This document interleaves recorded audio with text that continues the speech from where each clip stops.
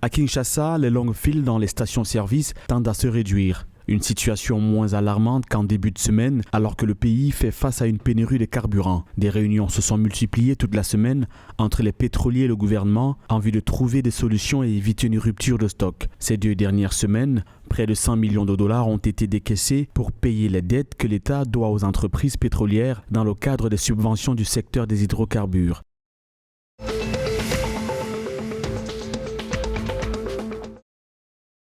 Après 3 semaines de grève, les syndicats de la magistrature du Tchad ont décidé de suspendre leur mouvement déclenché pour protester contre le climat d'insécurité dans lequel ils travaillent. Parmi les participants à l'Assemblée générale, la plupart des magistrats ont plaidé pour que la grève soit prolongée. Les armes de poing qu'ils réclament pour leur protection n'ont toujours pas été mises à leur disposition, moins encore l'augmentation de leur salaire qui n'est pas toujours effective.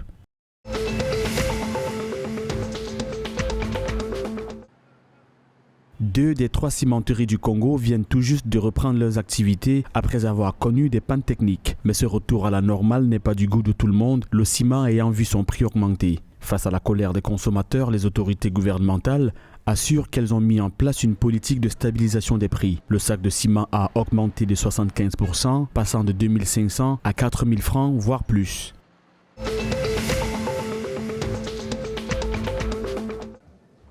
L'Organisation internationale de la francophonie va effectuer une mission économique et commerciale au Gabon et au Rwanda du 6 au 13 juillet 2022, selon le ministère gabonais des Affaires étrangères. Cette mission s'inscrit dans la logique du choix opéré par le Gabon et le Rwanda d'accélérer la transformation et la diversification de leurs économies en misant sur le développement des investissements publics et la mobilisation des investissements étrangers.